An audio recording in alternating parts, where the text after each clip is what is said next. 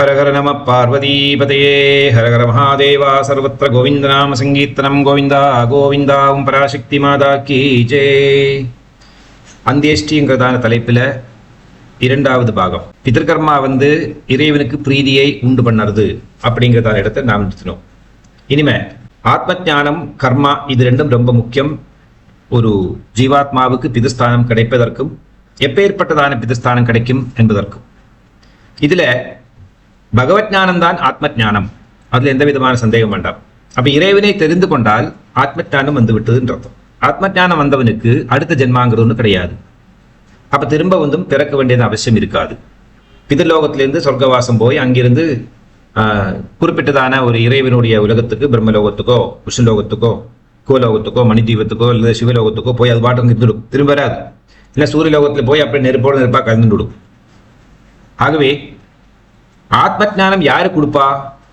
இறைவன் தெய்வ காட்டினா மட்டும்தான் ஆத்ம ஞானம் கிடைக்கும். ஆத்ம ஞானம் சும்மா கிடைக்கும் சொல்லா கிடைக்காது. இறைவனுடைய பரிபூர்ணமான அனுகிரகம் இருந்தால் மட்டும்தான் ஆத்ம ஞானம் கிடைக்கும். ஏன்னா இறைவன் தான் இறைவனை நான் யாரு அப்படின்னு நம்ம முன்னாடி தெரிவிப்பாரு தவிர நாமளாக எவ்வளவு முயற்சி பண்ணாலும் தெரிஞ்சுக்க முடியாது.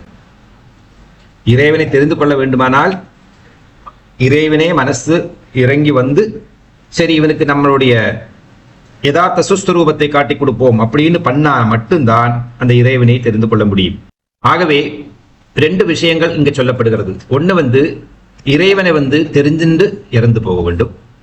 இரண்டாவது பிரக்னையோட பிராணன் போக வேண்டும்.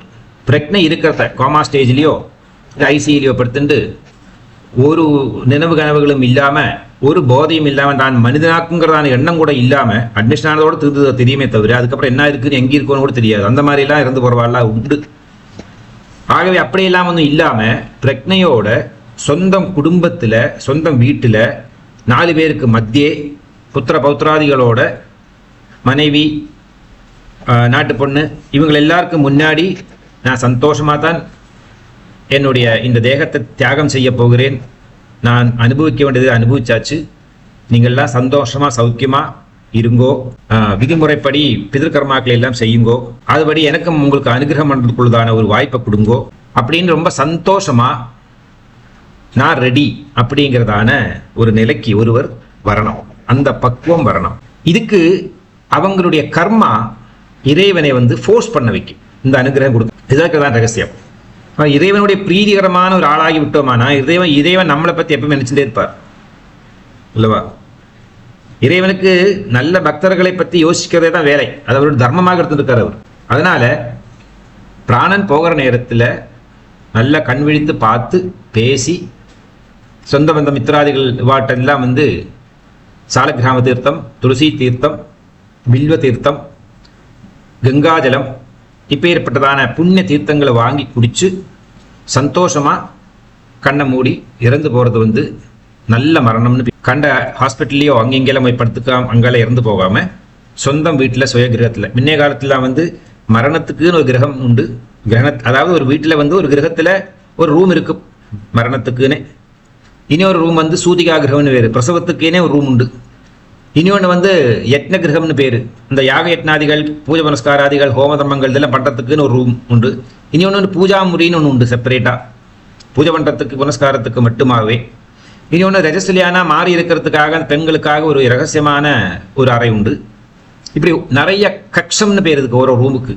அப்படி பலவிதமான ரூம்ஸ் எல்லாம் இருக்கக்கூடியதான பெரிய பெரிய பெரிய வீடு தான் ஒரு காலத்துல பிராமணர்களுக்கு எல்லாம் இருந்தது. அதனால இந்த பல விஷயங்கள் அவங்களுக்கு சாதகமாக இருந்தது.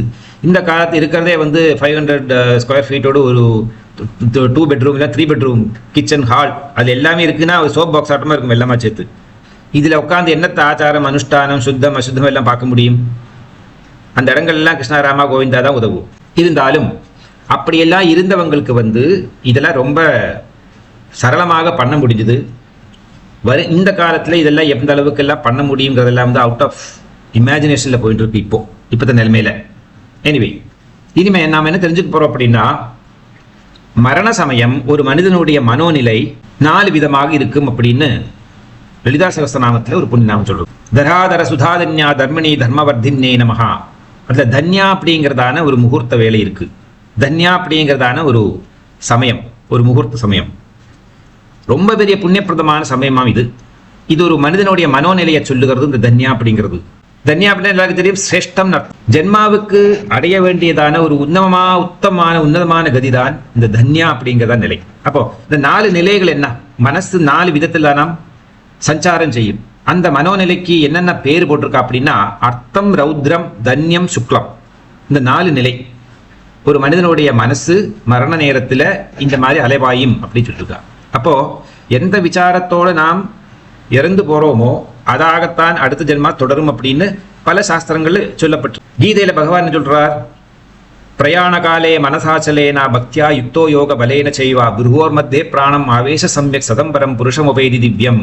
பிரயாண காலே, அதாவது ஜீவன் சரீரத்தை விட்டு போகிற காலம் ஆகிடுத்து தெரிஞ்சுடுத்து அப்படின்னா உடனடியாகவே நம்மளுடைய இந்த நவத்வாரங்களும் உஷாராயிடுமாம். எது வழியாக அந்த ஜீவனை வெளியில் விடணும் அப்படின்ட்டு. அதில் கபாலம் வழியாக ஜீவன் போகிறது அத்தியுத்தமம். இதுக்கு மேலே ஒரு சிறப்பு ஒன்றும் இல்லை. இது கபால மோட்சம்னு பேர். அடுத்தது கண்கள் வழியாக போகலாம், மூக்கினுடைய ஓட்ட வழியாக போகலாம், காதனுடைய ஓட்ட வழியாக போகலாம், வாயினுடைய ஓட்டை வழியாக போகலாம், உந்தி தொப்புள் கொடியாக போகலாம். தொப்புள் கொடியாக போனால் பிரம்மா பிறக்க மாட்டார். நான் சொல்கிறேன், ஒரு தமாஷ் சொல்கிறேன், அது விஷ்ணு பகவானுக்கு தான் பிறப்பார். அப்புறமா ஜனனேந்திரியம் என்ற பூதம். இப்படி நவத்வாரங்கள் இருக்கு. நவத்வாரத்தில் ஏதாவது ஒரு துவாரம் வழியாக இது வெளியே போக வாய்ப்புண்டு. இதுல இந்த கீழே இருக்கிறதான 2 துவாரங்கள் தவிர்த்து வேற எந்த துவாரங்கள் வழியாக போனாலும் அதை மத்தியமம்னு சொல்லிக்கலாம். இந்த கீழே இருக்கிறதான 2 துவாரங்கள் வழியாக போனால் அது அதமம்னு பேரு. இப்படி நவத்வாரங்கள் ஏதாவது ஒன்று வழியாக அது எக்ஸிட் ஆகும், வெளியே போகும். என்ன சொல்லி வர்றாரு அப்படின்னா, பிரயாண காலத்துல அந்த ஜீவாத்மா சரீரத்தை விட்டு போக போறது அப்படிங்கிறத அந்த தருணத்துல மனசாச்சலேனா, மனசை எல்லாம் ஒன்றுபடுத்தி, மனசை அங்கிங்கியமா ஓட விடாம அலைய விடாம ஒன்றுபடுத்தி பிராணனை எவனொருவன் ப்ரூமத்தத்துல ஓம் அப்படிங்கிறதான பிரணவ மந்திரத்தோட தியானம் செய்வானோ அவன் நிச்சயமாக என்னுடைய சாயுஜ்யத்தை அடைவான். பிரயாண காலே மனசாச்சலேனா பக்தியா யுக்தோ யோக பலேன ஜீவன். பக்தினா அங்க டிசிப்ளின், ஸ்ரத்தை. அதுல அவன் கிடைக்கக்கூடியதான பலன் நாம முயற்சி பண்ணணும். அதாவது பிரக்ஞை இருக்கணும்.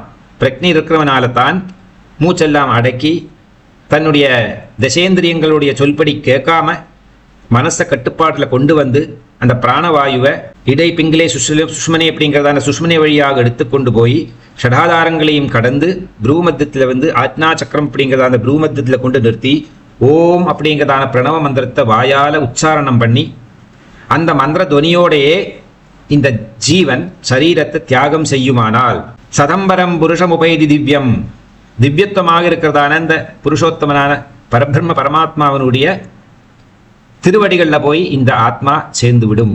அதுக்கு எந்த கர்மா பண்ணுங்கோ பண்ணாம இருங்கோ கவலை இல்லை. பண்றதெல்லாம் நமக்கு நல்லது, நம்மளுடைய மனசாந்திக்காக, நம்மளுடைய சாட்டிஸ்ஃபேக்ஷனுக்காக. ஏன்னா மனிதன் சந்தேக பிராணி. மனிதனுடைய பிறப்பிலிருந்தே வந்தது சந்தேகம். அவருக்கு அதா இருக்குமா இதா இருக்குமா, எப்படி பண்ணியிருப்பா என்ன பண்ணியிருப்பா, ஒரே சந்தேக குழப்பம். நமக்கு சந்தேகம் இல்லாம பந்து மித்திராதிகள்லாம் சந்தேகத்தை கிளப்பி விட்டு ஒரே கன்ஃபியூஷனை கிரியேட் பண்ணி விட்டுடுவா. இதுக்கு நடுவில் வாத்தியார் வேற சொல்லுவார், இந்த இறந்து போற ஜீவனுக்கு இங்க நான் ஜீவன்கிறது இந்த சரீரத்தில் இருக்கக்கூடியதான் அவர் ஆறாகட்டும், அது மனுஷன் ஆணாகட்டும் பெண்ணாகட்டும், அவங்க கன்வின்ஸ்டாக இருக்கணும். அவங்களுடைய பிரவൃத்தினாலையும் அவங்களுடைய அனுபவ ஞானத்தினாலையும் அவங்களுக்கு இறைவனை எந்த அளவுக்கு புரிஞ்சுட்டு இருக்குங்கிறதான தத்துவ ஞானத்தையும் பேஸ் பண்ணிட்டு அவங்களாலே சொல்ல முடியும், நான் எங்கேயும் போக போறதுலே கவலையப்படாதுங்கோ, நான் போக போறது என்னுடைய உபாசனாமூர்த்தியோட உலகத்துக்கு போக போறேன், அது நிச்சயம். எனக்கு விசா ஸ்டாம்ப் பண்ணி வந்தாச்சு என்னோட பாஸ்போர்ட்ல, ஐ ஆம் டெஃபினெட்லி கோயிங் தேர், ஃபுல் கன்விக்ஷனோட. அதனால நான் என்ன பண்ண போறேன்னா, தேவையில்லாத என்ன பேசி என்னோட அட்டென்ஷனை டைவெர்ட் பண்ணாதுங்கோ. நான் என்னுடைய பஞ்சேந்திரியங்களையும் பஞ்ச கர்மேந்திரியம் பஞ்ச ஞானேந்திரியம் எல்லாத்தையும் அடக்கி ஒதுக்கி இந்த கீதையில சொன்ன மாதிரி என்னுடைய மனசை என்னுடைய பிராணனை எல்லாத்தையும் ப்ரூமத்தில் கொண்டு போய் நிறுத்திட்டு ஓம்னு சொல்ல போறேன். முடிஞ்சா நீங்களும் சொல்லுங்கோ, இல்லையா உங்களோட இஷ்ட தேவதா மந்திரம் ஏதாவது ஒன்று அதையும் சொல்லுங்கோ. And let me exit in a peaceful beautiful வே அப்படின்னு. இது உத்தமமான ஒரு மரண யோகம் இதுக்கு பேர். அடுத்து என்ன சொல்ற அப்படின்னா, ஓம் இத்தேகாட்சரம் பிரம்ம வியாக்கரன்மா அனுஸ்மரன் எப்ரியாதித்தயம் தேகம் சயாதி பரமாங்கதிம். ஓம் அப்படிங்கிறதான இந்த பிரணவ மந்திரத்தை ப்ரூமத்தியத்தில் கொண்டு நிறுத்தி மனசால உச்சாரணமோ வாயினால் உச்சாரணமோ பண்றதான அந்த புண்ணியாத்மாவனுடைய ஜீவன் எங்க போகும் தெரியுமா? ஓம் இத்தேகாட்சரம் பிரம்மா வியாக்கரன்மா அனுஸ்மரன், ஸ்மரணம் பண்ணிட்டா போறோம் அப்படிங்கிறார். ஜபிக்கும் அவசியம் கிடையாது. எத்பிரயாதி தஜந்தேகம், அந்த தேகத்தை தியாகம் பண்ண பிறகு அந்த ஜீவாத்மா எங்க செல்லும்?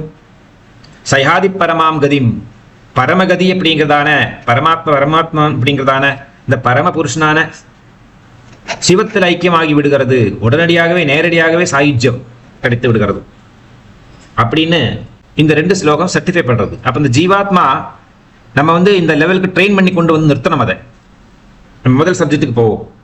அர்த்தம், ரௌத்ரம், தன்யம், சுக்லம், இந்த 4 நிலையில் இருக்கு மனிதனுடைய மனஸ்திதி. மனசு இங்கெல்லாம் அலைபாயறது அப்படிங்கிறார்.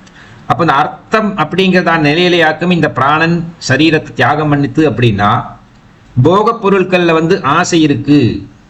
அதனாலதான் அந்த அர்த்த பாவம் வந்தது. தர்மம், அர்த்தம், காம, மோட்சம் அப்படின்னு சதுர்வித புருஷார்த்தங்கள் இருக்கு. இதுல அர்த்தம் அப்படின்னா நல்ல அசட்ஸ், சொத்து, சம்பாத்தியம், போக பொருட்கள் இருக்கிறதான ஆசை, அனுபவிக்க வேண்டியது அனுபவிக்கலையே அப்படிங்கிறதான ஏக்கம், எல்லாம் பாதி பாதியில் நிற்கும். ஒன்று கோர்ட் கேஸ் நின்றுருக்கும், ஒன்று பையன் சைன் பண்ணுறேன் அப்படின்ட்டு இருப்பான், வரலை, என்னெல்லாமோ மனசில் போட்டு குழப்பிண்டு இதெல்லாம் விட்டுட்டு போகிறோமேங்கிறதான ஒரு ஏக்கம். இன்னொரு பக்கம் சில பேர் கடன் வாங்கி ட்ரீட்மெண்ட் பண்ணிட்டு இருக்கோமே, அதெல்லாம் ஆறு விட்டு போறா, அப்படி என்னெல்லாமோ விஷயத்தை போட்டு மண்டையப்பட்டு குழப்பிண்டு இருக்கிறதான ஒரு நிலை. இதுக்கு அர்த்தம்னு பேர் இருக்கு. இதுதான் அதம நிலை ஆக்சுவலி. இப்படி இந்த நிலையிலேயாக்க ஒரு ஜீவாத்மா வெளியில போச்சு அப்படின்னா பசு, பக்ஷி போன்றதான விலங்குகளுடைய ஜென்மா அடுத்த ஜென்மாவாக அமையும். அப்ப அடுத்த ஜென்மா விலங்குகளாக, பசு, பக்ஷி, மிருகங்களாக பிறக்கக்கூடியதான ஒரு சூழ்நிலை ஏற்படும். ஏன்னா இந்த விலங்குகளுக்கு, பசுக்களுக்கு எல்லாம் 2 விஷயம். பசிக்கிறத சாப்பிடணும், போகம் பண்ணணும். இந்த 2 விஷயத்தை தவிர அவளுக்கு ஒன்றும் திங்கிங் கிடையாது, ஒன்று வேலையும் கிடையாது, ஒன்றும் தெரியாத வாழ்க்கை, அவ்வளோதான். அதனால அதுக்கு பசு பிராணின்னு பேரு அந்த நிலை. 2வது ரௌத்ரம். ரௌத்ர பாவத்தோடையாக்கி இறந்து போனான் அப்படின்னா, அதாவது நல்லவங்கள் எல்லாம் சொல்லுவா, நல்ல நல்ல உபதேசங்களை எல்லாம் சொல்லுவா, தேவை செஞ்சு வாயை மூடுறையலா அப்படிம்பார். ராமா சொல்லுங்க அப்படி, தேவை செஞ்சு வாயை மூடுறையா அப்படிங்கப்பார். அதெல்லாம் சொல்றதுக்கு சக்தி இருக்கும். கிருஷ்ணாராமா கோவிந்தா ஜபம் பண்ணுங்கோ, இந்த மாதிரிலாம் சொல்லியிருக்கு சாஸ்திரங்கள்ல. அதனால கொஞ்சம் பகவானை தியானம் பண்ணுங்க, பகவானாவது எக்கிட்டு போ, பேசாமிரு அப்படிம்பாரு. சில பேருக்கு உடம்பு வலி இருக்கும், சில பேருக்கு மனசு அங்கேயுமா பதறும். அதனால அவங்களுக்கு ரௌத்ர பாவம், கொஞ்சம் கோப சுபாவத்தோட பிஹேவ் பண்ணுவாவா. கோபத்தில் முழிச்சு பார்க்கறது, அப்படி அந்த மொழியோடய போயிடும். சில பேர் திட்டத்துக்கு வந்திருப்பான், வாய் அப்படின்னு ஓப்பனாகவே நின்றுட்டு இருக்கும். இதெல்லாம் ரௌத்ர பாவத்தை சேர்ந்தது. மற்றவங்க சொல்றதான சதுபதேசங்களை எல்லாம் தள்ளிவிட்டு திரும்ப திரும்ப ஐந்திரிய சுகங்கள்ல மனசு, போகங்கள்ல மனசை கொடுத்து அதன் பின்னாடியே அந்த ஏக்கத்தோட இறந்து போறவங்களுக்கு அதோகதின்னு பேரு. இவங்களுக்கு எந்த கதினே சொல்லிட்டு இல்லை. ஒண்ணு உன்னத கதி இருக்கணும், அதில்னா புரோகதி இருக்கணும், அதுக்கு கீழே அதோகதி. உன்னத கதிங்கிறது உத்தமம், நல்ல ஒரு லெவல் இருக்கிறது. புரோகதினா ப்ரோக்ரஸிங், டெவலப்பிங். அதோகதினா கதிக்கு கீழே, அதுக்கு என்ன கதின்னு சொல்ல முடியாது, அவர்ணனீயமான ஒரு நிலை. அது பிதுருவா, பிரேதமா, பிசாச்சா, பூதமா, ஏதோ ஒன்று ஒரு சுத்திட்டு இருக்கும். இப்படி மேலே சிக்னலும் கிடைக்காது, எந்த உலகத்திற்கு ஒன்றும் தெரியாது, எங்கே போய் லேண்ட் பண்ணணும் தெரியாது, ஒன்றும் தெரியாது. கும்பலாக யாராவது உட்காந்து மந்திர ஜபம் பண்ணிட்டு இருப்பா. விஷ்ணு சகஸ்திரநாமம், லலிதா சகஸ்திரநாமம் ஜபம் பண்ணுற இடத்துல அது வழியாக இந்த காற்று அடிச்சு போயிருக்கும். அது கேட்டா போரும். இப்போ கோகர்ணன் கதை எல்லாருக்கும் தெரியும், பாகவதத்தில் எல்லாம் பார்த்துருப்பேன், கேள்விப்பட்டிருப்பேன். அப்ப இந்த ஆத்மாவுக்கு சில நேரங்கள்ல உச்சமா மந்திரத்தை சொல்லணும். பப்ளிக்ல எப்பவுமே மந்திரம் உச்சமா சொல்லணும்னு சாஸ்திர விதியே இருக்கு. வீட்டுக்குள்ள சொல்றதா சைலண்டா சொல்லணும். பப்ளிக்ல நான் எப்பவுமே மந்திரங்களை சொல்ற இடத்துல உச்சமாக சொல்லணும். அப்படின்னு உச்சத்தை ஜபம் பண்றதுல என்ன அப்படின்னா, பிரகதியில சுத்தி இருக்கக்கூடிய இந்த மாதிரி அதோகதியில் இருக்கிறதான ஆத்மாக்களுக்கு எல்லாம் சத்கதிக்கு அல்லது புரோகதிக்கு டிரான்ஸ்பர் கிடைக்கும். அங்கிருந்து சத்கதிக்கு போக ஆரம்பிக்கும். அதில் நாய்வா வீட்டுல பிதற்கள் ஒன்னாவது கொடுத்துருக்க மாட்டா, ஒன்றும் அதனால தான் நிலைமை வருது. நீ அதவா கொடுத்தாலே இதை போய் சேராது, இந்த அட்ரஸுக்கு போகாது. என்ன அட்ரஸ் நீ தயார் பண்ணிக்கலையே, அந்த அட்ரஸ் உருவாக்கணுமே 12வது நாள் அன்னைக்கு, சமண்டீகரண அன்னைக்கு. அப்போ அது வேஸ்டா போயிடும். இதுதான் ஒரு ப்ராப்ளம். இந்த ரௌத்ர பாவங்கிறது ஒரு நாளைக்கு இருக்கக்கூடாது. இப்போ ஒரு சன்னியாசியோட பிக்கெஸ்ட் கேரக்டர், அவனுடைய பிரதம கர்த்தவியம் தர்மம் எது அப்படின்னா சாந்தி, சாந்த சுபாவம், சமம், சமத்தை கடைபிடிக்கணும் சன்னியாசி. அதான் ரொம்ப முக்கியமாக சொல்லப்பட்டிருக்கு. 4 ஆசிரமைகளுக்கும் அவங்க என்னென்னத்தை கடைபிடிக்கணும் அப்படின்னு இருக்கு. இப்போ பிரம்மச்சாரிக்கு சேவை, பிதர்ஜனங்களுக்கும் குருஜனங்களுக்கும் தெய்வங்களுக்கும் கோவில்களுக்கும் எல்லாருக்கும் அவன் சேவை பண்ணணும். ஒரு சூத்திரன் அப்படிங்கிறவன் எப்படி மற்ற 3 வர்ணிகளுக்கு சேவை செய்வானோ அது மாதிரி பிரம்மச்சாரி இரவு பகலும் சேவை செஞ்சுட்டே இருக்கிறது தான் பிரம்மச்சாரியினுடைய பிரதம கர்த்தவியம், கடமை. 2வது கிரகஸ்தன், கிரகஸ்தனுக்கு தானம் கொடுத்துட்டே இருக்கணும். அவன் பஞ்சயத்னம் பண்றதுக்கு அதிகாரம் அவனுக்கு உண்டு. தானம், சொந்த குழந்தைகளுக்கு சாப்பாடு போடுறதும் தானம் தான். கடன்பட்டவர்களுக்கு மட்டும்தான் குழந்தைகளாக வந்து பிறக்கும். இந்த ஜீவனுக்கு பூர்வ ஜென்மாக்களில் கடன்பட்டது தான் இந்த ஜென்மாவில் புத்திராதிகள்லாம் வந்து பிறக்கும். ஏன்னா அவளுக்கு எல்லாம் ஃப்ரீ சாப்பாடு, ஒன்றும் கேட்டுக்க முடியாது. பெருசாகிட்டு பார்த்துப்பா, சில பேர் கொடுப்பா, சில பேர் ஒன்றும் கொடுக்க மாட்டா, சில பேர் அட்லீஸ்ட் இந்த ஆர்ஃபனேஜ்லேயோ இல்லைன்னா ஓல்டேஜ் ஹோம்லேயோ கொண்டு விட்டுட்டு போவா. எல்லாம் அவள் கர்மா பொறுத்து இருக்கு. மூன்றாவது வந்து வானப்பிரஸ்தன். அவனுக்கு ஆத்ம நியந்திரணம், ஆத்மீக நியந்திரணம், இந்திரிய நியந்திரங்கள்லாம் பண்ணி ஆத்மா வந்து நான் ஆத்மா தான் அப்படிங்கிற அண்டர்ஸ்டாண்டிங்கோட வாடுறது அவனுடைய பிரதம கர்த்தம் வருது. நாலாவது ஆசிரமம் சன்னியாசி. சன்னியாசிக்கு சமம், பொறுமை, சாந்தி, இதை கடைப்பிடிக்கணும் அவன். அப்பதான் அவனுடைய அந்த ஆசிரம தர்மம் பரிபூர்ணமாகும். அதுபோல மனிதன் இந்த 4 விஷயங்கள் மைண்டில் வச்சுக்கணும். ரொம்ப முக்கியம். இதில் இந்த சன்னியாசி எப்படி சர்வத்தையும் தியாகம் பண்ணி பரமாத்மாவை மட்டுமே நம்பி அதில் லயமாகறானோ, அதுபோல வாழ்க்கையில் நாம் பலதையும் அனுபவிச்சு அர்த்தத்தில் கொஞ்சம் வாழ்ந்தாச்சு, அப்புறமா வந்து ரௌத்ரமாக கொஞ்சம் வாழ்ந்தாச்சு. இனிமே அட்லீஸ்ட் ஒரு நல்ல நிலையில் வாழறதுக்கு ஆசைப்பட வேண்டாவான். அந்த சன்னியாச தர்மம் சமத்துக்கு போக வேண்டாமா? சமம், தமம், உபேக்ஷா, திதீக்ஷா எல்லாம் கேள்விப்பட்டு போவோம் அந்த விவேக் சூடாமணியில், சாதனா சதுஷ்டயத்தில் விரும்புதெல்லாம் நிறைய படித்தாச்சு. நான் திரும்ப அங்கே சொல்லணும். இப்போ இந்த மாதிரி இருக்க நிலைமை. அதனால நமக்கு வந்து இந்த 2வது ஸ்டேஜும் நம்ம தெரிஞ்சு மனசா வாச்சா கர்மனா அவாய்ட் பண்ணுறதுக்கு ட்ரை பண்ணணும். இது முன்னாடி தெரிஞ்சுட்டோம்னா நம்மளோட மைண்ட் அப்படி வர நேரத்தை கூட நம்மளே அது திருத்தும். அதுதான் தெய்வத்தினுடைய சக்தி. இறைவன் எப்பவுமே பின்னாடி இருக்காரு. என்ன பின்னாடி இருக்காருன்னா இதுதான் இருக்காரு. அந்த இறைவனுக்குள்ள நம்ம உட்காந்துருக்கிறதா நமக்கு இறைவன் பின்னாடி இருக்கிற மாதிரி தோன்றது, வேற ஒன்றுமே இல்லை. அப்போ கரெக்ட் டைமில் இது ஞாபகத்துக்கு வரும். ஒரு தடவை காதால கேட்டா போரும். 3வது நிலை வந்து தன்யகா, நல்ல ஒரு மனோநிலை, தன்யம். அதாவது அனைத்து ஜீவராசிகளிடமும் தயையோட வாழ்கின்றவன், கம்பேஷனேட்டாக வாழ்ந்தவன். உலகத்திற்கு தான் அனைத்து ஜீவராசிகள்கிட்டையும் ஒரு தயை காட்டி அந்த தயையை வந்து தன்னுடைய வாழ்க்கையில ஒரு பெரிய அச்சீவ்மெண்டாக சொத்தாக பாவனை பண்ணிட்டு இறைவனுக்கு சேவை பண்ணி அது வழியாக பரஜானம், அதாவது இறை ஞானத்தை அடைந்து ரொம்ப பரிபூர்ணமான திருப்தியோட இறந்து போறது. அதாவது பூலோகத்தில் இனிமேல் எனக்கு சாதிச்சுக்கிறதுக்கு ஒண்ணு இல்லை. பூலோகத்தில் இருக்கிறதான சர்வவிதமான ஐந்திரிய சுகங்களையும் போகங்களையும் தபஸையும் சொற்பொழிவு கேட்டும் பஜனபாடியும் பகவானுடைய திருநாமங்களை சொல்லியும் தீர்த்த யாத்திரை பண்ணியும் தாமங்களை எல்லாம் விசிட் பண்ணியும் பிதர்களுக்கு பூஜை பண்ணி எல்லா கடமையும் நான் தீர்த்தாச்சு. எனக்கு நீ பூலோகத்தை பொறுத்த வரைக்கும் I have nothing to achieve. அந்த ஒரு கன்விக்ஷன் வரணும். இனிமேல் நான் வந்து ஏதாவது பண்ணணுமான எனக்கு ஹையர் லெவல் வேணும். அதாவது பிரம்மலோகம் வேணும், வைகுண்டம் வேணும், இல்லை இந்திரலோகம் வேணும். அங்கே போயிட்டு வேணா அவன் ஏதாவது புதுசாக நான் கற்றுக்கிறேன். இங்கே எனக்கு படிக்கிறதுக்கு ஒன்றுமே இல்லை, எல்லாம் முடிச்சுட்டேன் நான். இது யார் சொல்கிறா தெரியுமா? சுவாமி விவேகானந்தர் சொல்கிறார் சிஸ்டர் நிவேதிதா கிட்ட. ஒரு இரவு அவருடைய டின்னர் முடிச்சுட்டு சொல்கிறார், சிஸ்டர் நிவேதிதா, மோஸ்ட் ப்ராபப்ளி நான் வந்து I will be leaving the earth by tomorrow, day after tomorrow, like that. அவர் ஷாக் அடிச்சு கேட்குறேன். அவர் சொல்கிறார், எனக்கு பூலோகத்தில் என்னுடைய இந்த ஜென்மாவுக்கு என்ன பண்ணணுமோ பண்ணி முடிச்சுட்டேன். இனிமேல் nothing left over for me here. இனியும் வேணமான நான் சொன்னது கேட்டு சௌக்கியமாக இருக்கிறதுக்கு வழியை பார்க்கட்டு நான் பாட்டு போயிட்டே இருக்கேன். என்னோட தௌத்தியம் முடிஞ்சது, என்னோட ரெஸ்பான்சிபிலிட்டிஸ் ஓவர். அது மாதிரி பகவத்பாதர் சொல்றார், 4 சீடர்களுக்கு சுத்தும்ல பகவத்பாதர் உட்கார்ந்துட்டு இருக்கார். பகவத்பாதர் சொல்றார், சீடர்களே, நான் வந்து என்னுடைய இந்த சரீர தியாகம் செய்ய போகிறேன். என்னுடைய அவதார உத்தேசம் பூர்த்தியாகி விட்டது. இனிமே எனக்கு இந்த பூலோகத்தில் ஒன்றும் கொடுக்கறதுக்கு வாங்கறதுக்கு எதுவும் இல்லை. நான் சர்வஜ்ஞ பேடமே ஏறி உட்காந்தாச்சு. அதனால எனக்கு அழுத்து போயாச்சு. இனிமேல் ஒன்றும் இல்லை. என்னெல்லாம் தேவையோ அதெல்லாம் நான் வந்து ஜனங்களுடைய உத்தாரணத்துக்காக ஸ்தோத்திர வடிவமாகவும் ஸ்லோக வடிவமாகவும் சம்ஹிதா வடிவமாகவும் பிரம்மசூத்திரத்திலேருந்து சர்வத்துக்கும் தசோபனிஷத்து எல்லாத்துக்கும் வியாக்கியானம் கொடுத்தாச்சு. சாட்சாத் விஷ்ணு சஹஸ்ரநாமத்துக்கும் கொடுத்தாச்சு. சம்பூர்ண காமசாஸ்திரத்துக்கும் வியாக்கியானம் கொடுத்தாச்சு. இனிமேல் எனக்கு ஒன்றுமே இல்லை. இந்த இகத்தில் இருக்கிறதான சர்வத்தையும் நான் அடைந்து விட்டேன். என்னால் எனக்கு பரிபூர்ணமான திருப்தி. எனக்கு இனி ஒன்றும் இல்லை இங்கே சாதிக்கிறதுக்கு. எனக்கு இனிமேல் இந்த லோகம் அவ்வளோதான். எனக்கு தேவையில்லை. இனிமேல் என்னுடைய இறைவனுடைய உலகம்தான். இது பரிபூர்ணமான திருப்தி. இதுக்கு பேரு தன்யகா. இந்த நிலை தன்யம். அப்பதான் இந்த இப்பேற்பட்டவர்கள் எப்படி இறந்து போவா அப்படின்னா, இறந்து போகிறதுக்கு 2-3 நாள் முன்னாடி இருந்து அவளுக்கு தெரிஞ்சு போயிடும். ரொம்ப சைலண்ட் ஆயிடுவா. சாப்பாடை வர்ஜிதம் பண்ணுவா. சாப்பாடு எனக்கு தேவையில்லை. இனிமேல் எனக்கு இந்த உடம்பு வளர்க்க வேண்டாம். there is no need. எனக்கு இந்த சாப்பாட்டில் ருச்சி இல்லை. எனக்கு சாப்பாடு தேவையில்லை. எனக்கு எந்த விதமான, அதாவது பஞ்ச கர்மேந்திரியங்கள் பஞ்ச ஞானேந்திரியங்கள் இருக்குல்வா, பஞ்ச ஞானேந்திரியங்கள் பஞ்ச கர்மேந்திரியங்கள் வழியாகவும் எனக்கு எந்த விதமான ஒரு உணவும் எனக்கு அருந்த வேண்டாம். அதாவது சப்த ஸ்பர்ஷ ரூப ரச கந்தம், இந்த 5 விதத்திலையும் எனக்கு எந்த உணவும் இந்த உடம்புக்கு இனிமேல் தேவையில்லை. So is completely secluded. ரொம்ப சாலிட்யூட்னஸுக்கு போய் ஒரு சன்னியாசி எப்படி எல்லாத்தையும் தியாகம் பண்ணி சன்னியாச தர்மத்தை வசதி பிடிப்பாரோ அந்த நிலையில போயிட்டார் இப்போ. அப்ப 4 ஆசிரம தர்மங்களை நாம் ஒரே மனிதன் தான் ஒரே லெவலில் அனுபவிச்சுட்டு இருக்கோம், ஒவ்வொரு வித்தியாச நிலையில. அந்த நிலை தான் இந்த தன்யா அப்படிங்கிறதா நிலை.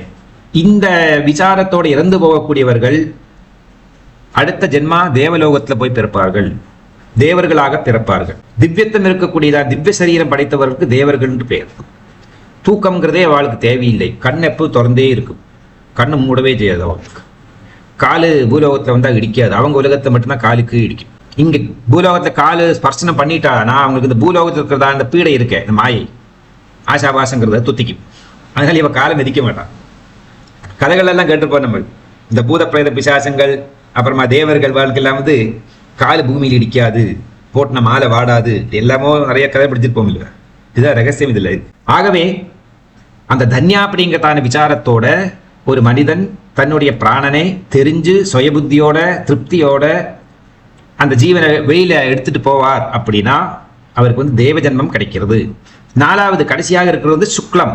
அதாவது பிராணனை வந்து புரூமத்தியத்தில் கொண்டு வந்து நிறுத்தி பிரணவ மந்திரத்தை உச்சாரணம் செஞ்சு, அதே நேரத்தில் பிரணவ மந்திரம் தன்னால சொல்ல முடியலையே அப்படின்னா யாராவது பக்கத்தில் உட்காந்து சொல்லி கேள்விப்பட்டு அந்த துனியை அப்படியே மெடிடேட் பண்ணிட்டு இப்படி பிராணனை வந்து சரீரத்திலேருந்து வெளியே எடுக்கக்கூடியவருக்கு வந்து மோட்சம் அல்லது முக்தி, இறந்த அடுத்த நிமிஷமே அவளுக்கு மோட்சம் முக்தி கிடைக்கிறது. அவங்களுக்கு பிரேதாத்மாங்கிறதான ஒரு நிலைமையே இல்லை, பூதாத்மாங்கிறதா நிலைமை இல்லை, பிதிருபூதாத்மாங்கிறதா நிலை இல்லை.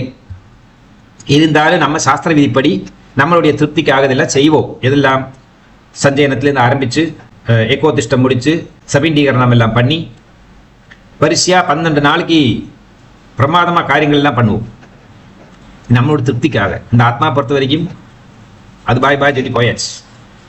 அதெல்லாம் பரிபூர்ணமான மெச்சூர்ட் ஆத்மாக்கள். இந்த இம்மெச்சூர்ட் ஆத்மாக்களுக்கு தான் நிறைய சுவாச தேவை. டியூஷன் யாருக்கு தேவை? கிளாஸில் சொல்லி கொடுத்தது புரிஞ்சுக்காம ஒழுங்காக படிக்க தெரியாத பசங்களுக்கு வந்து டியூஷன் தேவை. சப்போர்ட் சிஸ்டம் அவளுக்கு தான் தேவை. நல்ல ஆரோக்கியமாக இருக்கிறவனுக்கு மெடிக்கல் சப்போர்ட் தேவையா? இல்லை. ஆரோக்கியம் இல்லாதவனுக்கு மெடிக்கல் சப்போர்ட் தேவையா வாழ்றதுக்காக? அதுபோல உங்களுக்கு எல்லாம் ஒன்றும் தேவையில்லை, எல்லாத்தையும் கிராஸ் பண்ணி மேலே போயிடுச்சுவான். அதைத்தான் வந்து ஓமித்யேகாட்சரம் பிரம் வியாகரன்மானுஸ்மரன் எப்ரயாதி தெஜந்தேகம் சயாதி பரமாங்கதி பத்திரம் புஷ்பம் இருந்தோம் அப்படி போயிட்டு இருக்கும். வந்து அப்போட்டும் அப்படி இந்த அந்தேஷ்டி அப்படிங்கிறதான விஷயத்தில் நமக்கு வந்து 2 வசம் இருக்குது, 2 ஆஸ்பெக்ட் இருக்கு. ஒன்று வந்து பூர்வ மிருத்யு கர்மா, இன்னொன்று வந்து மிருத்யாந்தர கர்மா. இறந்து போகிறதுக்கு முன்னாடி இருக்கிறதான கர்மாக்கள், இறந்து போனதுக்கு அப்புறமா இருக்கிறதான கர்மாக்கள். இறந்து போகிற வரைக்கும் பல விஷயங்கள் நம்மளாலே சொந்தமாக பண்ணிக்க முடியும். இறந்து போனதுக்கு அப்புறமா நம்மளால ஒன்றும் பண்ணிக்க முடியாது. அதாவது இறந்து போனவரால் ஒன்றும் பண்ணிக்க முடியாது. அவர் வந்து அவருடைய ஞாதிகளை பிளட் ரிலேட்டிவ்ஸை டிபெண்ட் பண்ணியே ஆக வேண்டும், வேற வழி கிடையாது.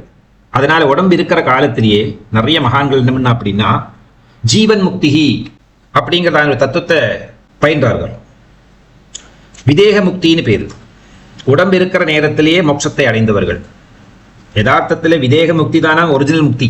இறந்து போனதுக்கு அப்புறமா கிடைக்கிற முக்தியில பெருமை இல்லை அப்படிங்கிறது சாஸ்திரம். அது நீ அடுத்தவன் தெய்வில வந்தாள், உன்னுடைய வாரிசுகள் பண்ணினதான தெய்வினால உனக்கு கிடைச்சதான யோக போகங்கள். ஆனா விதேக முக்திங்கிறது வந்து ஜீவன் முக்திங்கிறது உன்னுடைய சொந்த உழைப்பினால நீ கிடைச்சதான் உனக்கு பட்டங்கள். யாரா சுவாசம் பண்ணி உனக்கு பட்டம் கிடைக்கலை, உன்னுடைய சுய முயற்சியினால் நீ அடைந்ததான பட்டம். இதுதான் ஒரிஜினல் பட்டம். ஆகவே அதுக்கு மதிப்பு அதிகமாகிறது. இருந்தாலும் இப்படி 2 விதமான 2 டிவிஷன்ஸ் இருக்கு. அதுல வந்து இந்த பூர்வ மிருத்யு கர்மா அப்படிங்கிறதான கர்மாக்கள் எல்லாம் என்ன?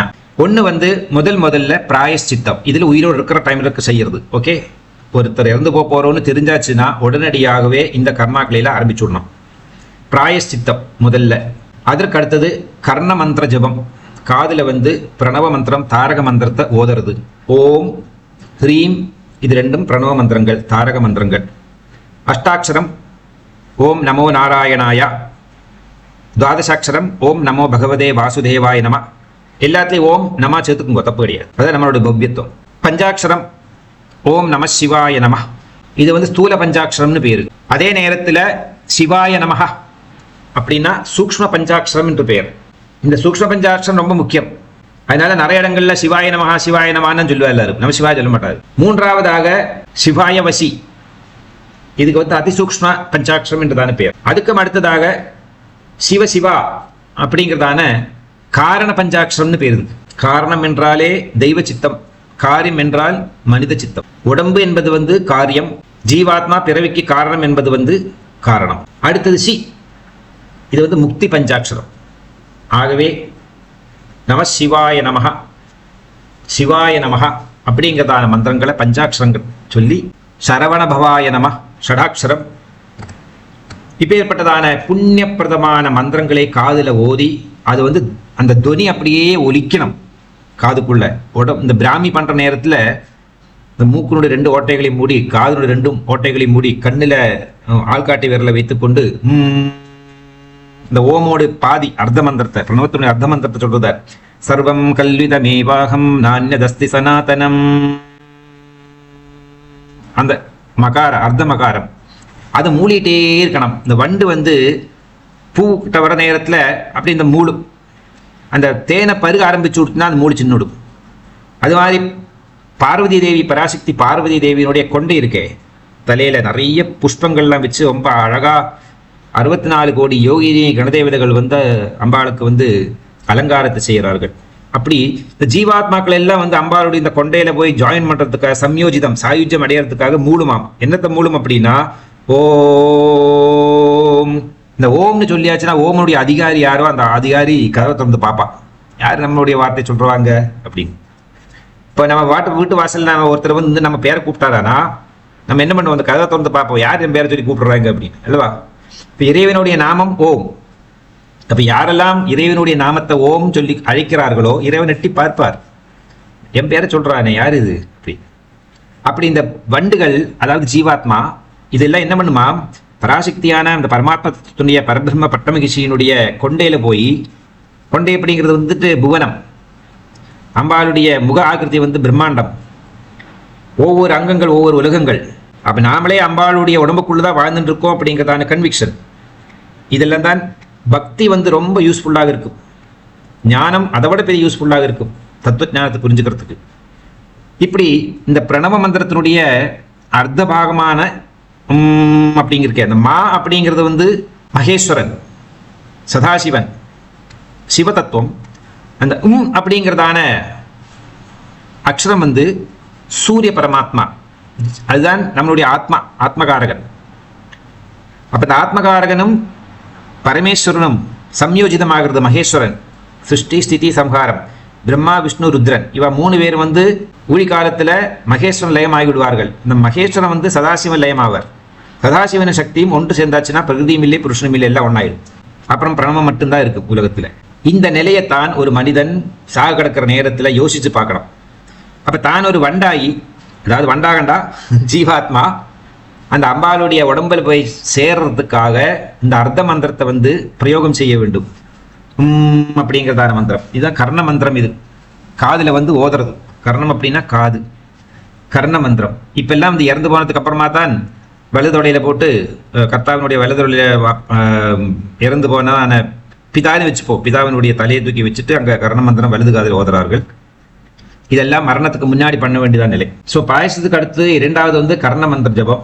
அதுக்கப்புறமா கர்த்தா நிர்ணயம், யாரு கர்த்தா, அந்த கர்த்தாவுக்கு தேவையான யோகியதைகள் என்ன, இதை தீர்மானம் பண்ணணும். கர்த்தாவோட லிஸ்ட் ப்ரையாரிட்டி வைஸ் கொடுத்துருக்கார். அதுல அஃப்கோர்ஸ் ஒவ்வொரு இடங்கள்ல ஒவ்வொரு மாதிரி இருக்கு. அண்ட் மினிமம் 34 பேர் recognised and fully accepted by most of the சூத்திரகாரர்கள் அக்செப்ட் பண்ணினதான 34 பேர் லிஸ்ட் இருக்கு. அதை தவிர்த்து 4 பேர் அடிஷனலா இருக்கா. அது ஸ்மிருதி வச்சனம் அனுசரிச்சு வந்தது.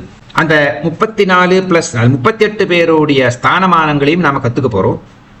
அது இந்த சப்ஜெக்ட் இங்க பேச வேண்டியதான், இங்க பேசுறதுனா கடைசியில பேசுறது.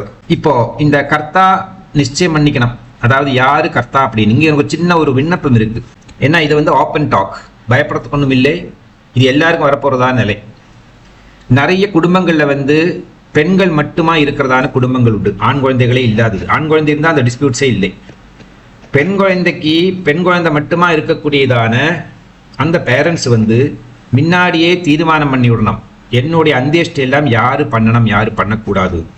ஒரு டிஃபால்ட் அண்டர்ஸ்டாண்டிங், ஒரு misunderstanding I would say that பொண்ணோடு கணவனான ஜாமாதா இவர் பண்ணுவார் பண்ணணும் அப்படின்னு அவளுக்குள்ள ஒரு மைண்டுக்குள்ள ஒரு தீர்மானம் பண்ணி விடுறார்கள்.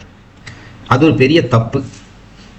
இந்த ஜாமாதாவுக்கு 33வது சீட்டு தான் ப்ரையாரிட்டியில் நம்பர் பார்க்க போனோம்னா அவன் 33வது ஆளு 34 பேர்ல கடைசி பெஞ்சில் உட்காந்துருக்கிறது. அது வேணமான பண்ண வேண்டாட்ட வேண்டாம், அது எங்கேயோ கிடக்கிறது. ஆனால் இவாள் அண்டர்ஸ்டாண்டிங் எப்படி இருக்கு அப்படின்னா, எனக்கு என்னுடைய பொண்ணோடு கணவன் தான் பண்ணுவார் பண்ணணும் அப்படிங்கிறதாங்க கன்விக்ஷனை வச்சுக்கிறா. அது தப்பு. ப்ரையாரிட்டி லிஸ்ட் படி முதல்ல யாரு பண்றாளோ அந்த அளவுக்கு சுத்தி ஏற்படும் இந்த பிதர்கர்மா. இந்த ப்ரையாரிட்டி சும்மா வச்சுட்டுலேவா, இந்த ப்ரையாரிட்டி கிரியேட் பண்ணினது பெரிய பெரிய மகர்ஷிகள். அவங்களுடைய தீர்க்க திருஷ்டி நமக்கு கிடையாது.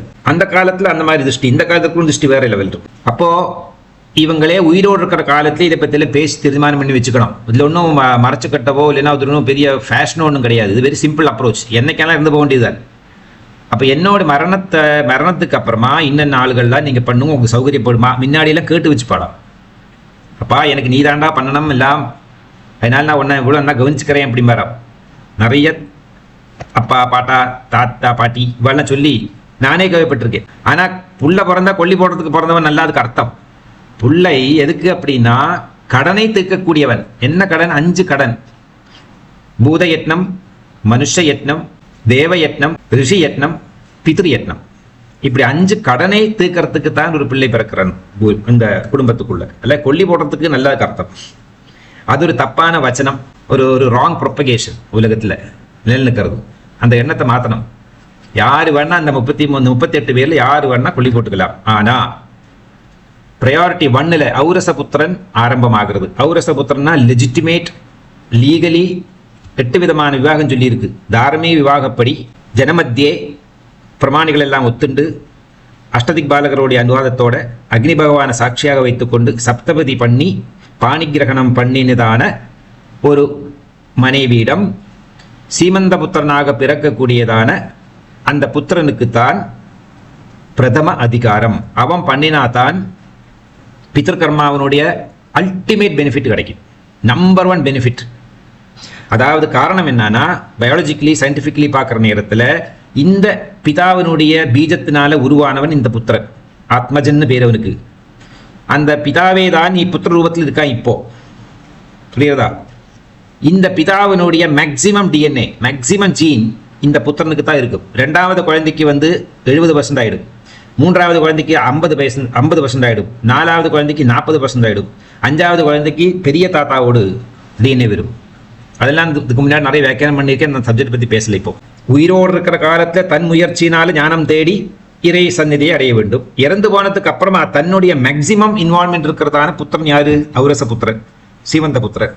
அந்த புத்திரனோடு கையால் நாம் ஒரு காரியத்தை செஞ்சு கொண்டோமானா தானே செஞ்சு கொண்டதுக்கு சமமாகிறது அல்லவா? எப்படி இன்டைரக்ட் மீனிங் ஒரு பத்தில.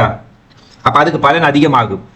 அதனால தான் சொல்லியிருக்கு இன்னொரு சாஸ்திரத்தில், சுய முயற்சியினால்தான் முக்தி மோட்சம் எல்லாம் கிடைக்கும், அல்லாமல் யாரும் ஒன்று ஆசீர்வாதம் பண்ணி ஒன்று மேல் உலகத்தை தள்ளிவிட மாட்டா அப்படின்ட்டு. அதுவும் சத்தியமாக படுற இந்த இடத்துல. ஆகவே ப்ரையாரிட்டி லிஸ்ட் படி அந்த மேலேருந்து கீழுக்கு வர இடத்துல யாருக்கு அப்புறம் யாருன்னு இருக்கு. நான் டீட்டெயிலாக சொல்கிறேன். அந்த டைமில் அவங்க பண்ணினா இந்த பிதர்கர்மா அத்தியுத்தமமாகும். அதனால அவங்களுக்கு அந்த ப்ரையாரிட்டியில் வச்சிருக்காவா பேரை. ஸோ இந்த ஒரு விஷயத்தை தீர்மானம் பண்ணிக்கணும் அவளே. அல்லாமல் பை டிஃபால்ட்டாக இவன் பண்ணுவான் அவன் பண்ணாலாம் பிடிக்கூடாது.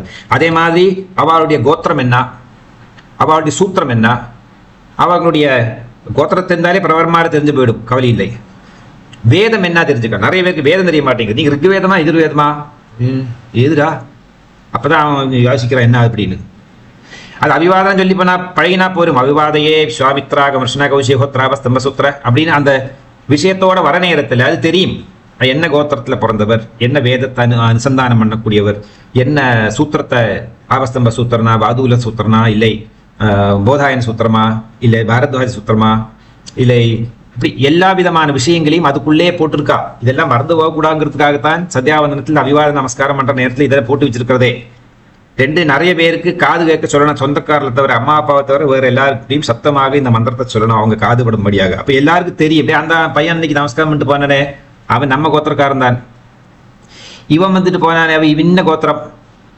அப்ப யாருக்கா சந்தேகம் வர நேரத்துல இந்த கிராமத்திற்குதான வயசானவர் சொல்லுவார், இல்லை அவன் இவன் இந்த கோத்திரம் தான், நான் சொல்றேன் அந்த கோத்திரம் தான். ஏன்னா இதுக்கு ரொம்ப முக்கியம். இந்த சூத்திரம் ரொம்ப ரொம்ப ரொம்ப முக்கியம். எந்த சூத்திரப்படி நாம பிதர்கர்மாவை ஆரம்பிச்சோமோ அதே சூத்திரத்துல முடிக்கணும். இது ஒரு பெரிய நிபந்தனை உண்டு. சூத்திரம் மாறி எடுத்து அப்படின்னா பண்ணின கர்மாவிலையும் திரும்ப பண்ண மாட்டோம். இதில் பண்ணி முடிச்சதுக்கு அப்புறம் தெரிஞ்சதுன்னா இப்படியெல்லாம் காம்ப்ளிகேஷன்ஸ் இருக்குது இல்லை. One of the highest complicated subject எது அப்படின்னா இந்த ஸ்மார்த்த சம்பிரதாயத்தில் முக்கியமாக இந்த அபரக்கிரியைகளில். இதை ரொம்ப டீட்டெயிலாக தெரிஞ்சுக்க போனால் நமக்கு ரொம்ப பெரிய feel very proud of it. At the same time ஒரு சின்ன ஹேட்டர்ஸும் வர சாத்தியத்தை உண்டு. இன்னும் இதெல்லாம் எப்படி இம்பாசிபிள், கிருதயுகத்திலே பண்ண முடியாது சந்தேகம் தான். இந்த கலியுகத்தில் போய் எப்படி இதெல்லாம் நினச்சி பார்க்க முடியாது அப்படிலாம் தோணும். எனிவே இது ஒரு செக்ஷன். இது உயிரோடு இருக்கிற காலத்தில் எப்போ இருக்கா மரணம் வரப்போகிறதுன்னு ஒரு அனுமானம் ஒரு ஒரு ஒரு சிக்னல் கிடச்சி கொடுத்தோ அப்போவே கர்த்தாவாக போகிறவனையும் கூட வச்சுட்டு மூத்த பிள்ளை அந்த காலத்தில் மூத்த பிள்ளை வீடை விட்டு வெளியே போக மாட்டான். உத்தியோகத்துக்கான எதுக்காலும் போக மாட்டான். மூத்த பிள்ளை எப்பவுமே வீட்டிலே தான் இருப்பார். மற்ற வருஷங்கள்லாம் தான் வெளியூரில் போய் சம்பாதிச்சுட்டு குடும்பத்தை பெருத்துவா. இது ஒரு நியமமாக இருந்தது. இதெல்லாம் இந்த மாதிரிலாம் காரணங்கள் கொண்டு அப்போ மூத்த பிள்ளைகிட்ட முன்னாடியே எல்லாரும் டிஸ்கஸ் பண்ணிடுவா. ஒருவேளை மூத்த பிள்ளைக்கு உடம்பு சரியில்லை, அவனால் உட்கார முடியாது, எழுந்திருக்க முடியாது அப்படின்னா அவன் சார்ஜ் கொடுத்தானுமே ரெண்டாவது பையனுக்கு, அவன் தான் டிஃபால்ட்டாக வருவான். அப்போ இந்த மாதிரி நிலைமைகள்லாம் உண்டு. இதெல்லாம் முன்னாடியே டிஸ்கஸ் பண்ணிடணும் ஓப்பனாக. அதுவும் இந்த காலத்தில் ரொம்ப முக்கியம். பேங்க் அக்கௌண்ட் எங்கே வச்சிருக்கேன்லாம் சொல்லுவா, எவ்வளோ சொத்து வச்சிருக்கேன்லாம் சொல்லி போவா. இதுதான் ரொம்ப முக்கியம். இந்த விஷயங்கள் எல்லாம் எந்த கோத்திரம் எந்த சூத்திரம் இது ரொம்ப முக்கியமாக சொல்லிட்டு போயிட்டு அவங்களுடைய பிரவரங்களுடைய பேர்லாம் சொல்லிட்டு போனா, அவருடைய 3 பிதஸ்தானங்களை சொல்லிட்டு போனவா. முன்னாடி ஒரு பேப்பரில் உட்காந்து எல்லாம் எழுதிட்டும் ஜாதக மதி வச்சுக்கிற மாதிரி ஒவ்வொரு வீடுகள்லையும் இது ஒரு புக் இருக்கணும். அதாவது நம்ம பிரபிதாமகன் அவருடைய பேர், அப்புறமா பிதாமகன் அவருடைய பேர், பிதா அவருடைய பேர், இந்த கர்த்தா இருப்பானே இவன் பிதா போனதுக்கு அப்புறம் இவனுக்கு கர்த்தத்துவம் வரப்போகிறது அவன் பேர். அப்போ தன்னுடைய வாரிசுல 5வது தலைமுறை வருது, அதாவது பேரன், அவனுக்கு தெரியும் என்னோட அப்பா இந்த பேரில் தான் உபயோகப்படுத்தியிருக்கா அப்படின்னு. இப்போ வசூருத்ர ஆதித்யன்னு போட்டுக்கிறது. அது மாதிரி பிரபிதாமகன் பிதாமகன் பிதா போட்டுக்கிறது. இந்த ரைட் சைடில் மாதரு பிதாமகி பிரபிதாமகி போட்டுக்கிறது. திதி ரொம்ப முக்கியம். மரணத்துக்கு திதியும் ஜனனத்துக்கு நட்சத்திரവും முக்கியத்துவம். ஆனால் சில சம்பிரதாயங்களில் மரணத்துக்கும் ஜனனத்துக்கு 2க்கும் நட்சத்திரத்தை யூஸ் பண்ணுறவாள்லாம் இருக்கா. இப்போ கேரளாவில் அபிராமணர்கள் நட்சத்திரத்தை 2க்கு யூஸ் பண்ணுறாங்க. இப்படி சில வித்தியாசங்கள்லாம் உண்டு. அதெல்லாம் இந்த நான் சொன்னேன் அந்த சம்பிரதாயம் is highest complicated one. But நம்ம குடும்பத்தில் எதை ஃபாலோ பண்ணுறோமோ அதை தான் ஃபாலோ பண்ணோம். இதற்கறனால ரொம்ப முக்கியம் என்ன அப்படின்னா நம்ம குடும்பத்தில் என்ன பழக்க வழக்கங்களோ அதைத்தான் ஃபாலோ பண்ணி வந்தாகணும். ஏன்னா இந்த ஜீனுக்கு இந்த டிஎன்ஏக்கு அதைத்தான் ரெக்கக்னைஸ் பண்ண தெரியும், வேற என்ன தெரியாது. அப்போ தெரியாத விஷயங்களை பண்ணிட்டு பப்ளிக் அக்கௌண்ட்டுக்கு போகிறதுக்கு போயில நம்ம அக்கௌண்ட்டில் கிரெடிட் ஆனது. இது ஒரு காரியம். ஓகே, அடுத்ததாக அப்போ இந்த 3 விஷயங்கள் இந்த பிராயஸ்தம் என்ன அப்படிங்கிறது டீட்டெயிலாக அப்புறம் சொல்கிறேன். அதில் மந்திரோக்தமாக அதில் என்னெல்லாம் விதிச்சிருக்கு, என்ன ஏன் இது பிராயஸ்தம் பண்ணணும் அப்படின்னா ஜென்மாக்களில் நம்ம தெரிஞ்சு தெரியாமல் அபபாதகானாம் உபாதகானாம் சங்கரீகரணானாம் மலினீகரணானாம் ஜாதிபிரம்சகரணானாம் அபபாதகானாம் உபாதகானாம் அப்படி நிறைய பாதகங்கள் இருக்குது. இந்த பாதகங்களுக்கு எல்லாம் பிராயசித்தம் தானே செஞ்சுட்டு தானங்களோட சுபிக்ஷமாக ரிட்டையர் ஆகிறார்.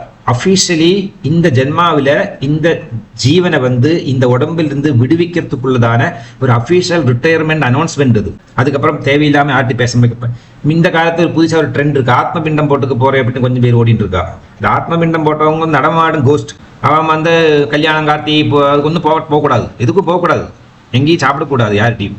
ஸோ இதே பெருமைக்கு ஏதோ பண்ணி அதை பண்ணக்கூடாது. அப்படி இல்லை பண்ணினா அந்த மாதிரி இருக்கோ வேணும். அது இறந்து போனவன் நடக்கிற சமாதம், ஜீவனோடு இல்லாதவன் நடக்கிற மாதிரி. ஸோ இப்படியெல்லாம் வித்தியாசங்கள் இருக்குது. செய்ய வேண்டியதை செஞ்சால் போரும், செய்யக்கூடாது செய்யாமல் இருந்தாலே போரும். பெரிய புண்ணியமாச்சு உலகத்துக்கு. அதனால் புண்ணியம் நம்மளுடைய டோட்டல் புண்ணியம் இந்த வேர்ல்டு வைடு எல்லாருமா சேர்ந்து பண்ணுறதான புண்ணியம். இந்த வேர்ல்டு வைடு எல்லாருமா சேர்ந்து பண்ணுற புண்ணியத்தை பேஸ் பண்ணித்தான் வேர்ல்டில் உலகத்தில் சுபமசுவம் இருக்கும். அதில் சந்தேகமே வேண்டாம். இண்டிவிஜுவல் லெவல்லையும் சொசைட்டி லெவல்லையும் ஸ்டேட் லெவல்லையும் கண்ட்ரி லெவல்லையும் that same the rules and regulations. குடும்பத்தில் எத்தனை பேர் மொத்தம் பாவம் பண்ணுறா, மொத்தம் புண்ணியம் பண்ணுறா. சொசைட்டியில் மொத்தம் எத்தனை புண்ணியம் இருக்குது, சொசைட்டியில் எத்தனை மொத்தம் பாவம் இருக்குது. டிஸ்ட்ரிக்ட் லெவலில் எவ்வளோ இருக்குது, ஸ்டேட் லெவலில் இருக்குது, கண்ட்ரி லெவலில் இருக்குது. இதுதான் உலக லெவலில் எவ்வளோ இருக்குது. This is very simple. இதுக்கு ஏற்ற மாதிரி தான் பகவான் பிளஸ் பண்ணுறான். அப்போ ஒரு கண்ட்ரியில் மட்டும் நல்லது பண்ணி இன்னொரு 4 கண்ட்ரியில் கெடுதல் பண்ணிட்டு இருந்தானா எல்லாரும் சேர்ந்து அனுபவிக்கத்தான் வேணும். பல புராணங்களில் இந்த கதைகள்லாம் இருக்குது, இதுக்கெல்லாம் எக்ஸாம்பிள்ஸும் இருக்குது. ஓகே, அடுத்ததாக ஸோ இது முடிஞ்சு கொடுத்து நம்மளுடைய ஃபர்ஸ்ட் இது அந்தியஷ்டினுடைய இந்த ஒரு ஃபேஸு. இந்த ஒரு ஃபேஸில் தான் நாங்கள் தெரிஞ்சுக்க வேண்டியதான விஷயங்கள் பூர்வமிருத்தி கர்மா, அப்புறமா மிருத்தியாந்தர கர்மா அப்படின்ட்டு. அந்த பூர்வ கர்மாவில் நம்ம பிராயஸ்தம், அப்புறமா கர்ண மந்திரம், அப்புறம் கர்த்தா நிர்ணயம். அவருக்கு வேண்டதான யோக்கியதை. எல்லாருக்கும் கர்த்தாவாகிறதுக்குள்ளதான யோக்கியதை கிடையாது. இன்ஃபேக்ட் 99.99% நான் சொல்ல போகிற விஷயங்கள்லாம் கேட்டதுக்கு அப்புறமா எனக்கு வேண்டாப்பா அந்த பொசிஷன், எனக்கு ஒன்றுமே வேண்டாம் விட்டு ஓடி போகிறேன் அப்படி ஓடிடுறார். ஒரு கர்த்தானா விளையாடுற விஷயம் கிடையாது. அவர் இருக்கிறதான ரெஸ்பான்சிபிலிட்டி தலைக்கு மேலே தாங்கிக்க முடியாத அளவுக்கு இருக்குது. எஸ்பெஷலி இந்த காலத்துல எல்லாம் அவுட் ஆஃப் கொஸ்டின். நினைச்சு பார்க்க கூட முடியாது. யாரும் கர்த்தாவாகன்னு விரும்ப மாட்டார்கள். அந்த ரியல் ரூட்ஸ் அண்ட் ரெகுலேஷன்ஸ் இல்லாமல் தெரிஞ்சுட்டோமானா. பட் பரவாயில்ல, ஒரு அளவுக்கு தெரிஞ்சு வச்சுப்போம். நல்லது தெரிஞ்சுக்கிறதுனால நமக்கு நஷ்டம் வராது. அடுத்ததாக இதை பண்ணிக்கிறதுக்கு முன்னாடி என்ன பண்ணோம் அப்படின்னா, அதாவது இந்த பிராயஷ்ட கர்மா கர்ண மந்திரம் நான் தான் கர்த்தா அப்படி தீர்மானம் பண்ணதும் உடனடியாகவே வந்து ஸ்நானம் பண்ணணும். இந்த மனுஷன் ஸ்நானம் பண்ணி திரிபுன்றம் அல்லது ஊர்தபுன்றம் ஏதாவது ஒரு திலகத்தை போட்டுண்டு சுத்த வஸ்திரத்தை கட்டிண்டு அப்புறமா தான் மந்திர சகிதம் சங்கல்ப சகிதமாக இந்த விஷயங்கள் எல்லாம் செய்யணும். தானத்தையும் இப்பவே கொடுக்கலாம். நிறைய தானங்கள் 24 தானங்கள் சொல்லியிருக்கு. அதில் தானங்கள் தன் கண் முன்னாடி தன் கையாலேயே கொடுக்கலாம். அது ரொம்ப சிறந்தது, சிறப்பு அதிகம் அதில் தான். இறந்து போனதுக்கு அப்புறம் யாரு கொடுப்பாளா கொடுக்க மாட்டாளா எப்படிலாம் கொடுப்பா தெரியாது, எந்த மனஸ்திரியோட கொடுப்பா அதுவும் தெரியாது. ரெண்டாவது ஃபேஸ், ரெண்டாவது கட்டத்தில் வந்து பிரேதாக்னி சந்தானம். மூன்றாவது வந்து பிதிருமேத சம்ஸ்காரம். நான்காவது வந்து உதகதான விதி. ஐந்தாவது வந்து சஞ்சயன விதி. ஆறாவது வந்து 3 விதமாக தசாக விதி, 10 நாளாக செய்யக்கூடியதான குழிதர்ப்பணம். அது பாஷான சிலாஸ்தாபனத்திலிருந்து ஆரம்பித்து நடக்கும். எல்லாரும் வந்து பிரதிஷ்டை பண்ணுறத வலது கையால் பிரதிஷ்டை பண்ணுவா. இந்த பிரேதபூத ஆவாகன பிரதிஷ்டைக்கு வந்து இடது கையை உபயோகப்படுத்துவார்கள். இங்கே மஞ்சள் கயிறு கட்டிப்பான் வலது கையில், அங்கே இடது கையில் வந்து கருப்பு கயிறு கட்டிப்பான். இதுதான் வித்தியாசம். எல்லாமே ஆப்போசிட்டா. அப்படி உதகதான விதி. இந்த உதகதானம்ங்கிறது வந்து உதகங்கிறது தண்ணி, உதகதான விதி. அதுதான் அள்ளி அள்ளி அள்ளி அள்ளி கொட்டணும் தண்ணியை. அதுக்கு சஞ்சய விதி. அப்புறமா தசாக விதியாச்சு. 6வதுல 6.2 சாந்தி ஹோமம். இது 10வது நாள் அன்னைக்கு நடக்கிறது. பிரேதாக்னியை உபேட்சிச்சு ஆனந்தாக்னியை எடுத்துக்கிறது. இந்த 10வது நாள் அன்னைக்கு பிரபூத பலிங்கிறதான ஒரு பெரிய ஃபங்க்ஷன் இருக்கு. அப்புறமா வந்து அன்னைக்கு அதுக்கப்புறமா புண்ணியாகவாச்சம் நடக்கும். அதோட தீட்டு போகிறது சில பேருக்கு. ஆனால் கர்த்தாவுக்கு வந்து ஏகோதிஷ்டம் முடிஞ்சதுக்கு அப்புறம் தான் தீட்டு போகும்.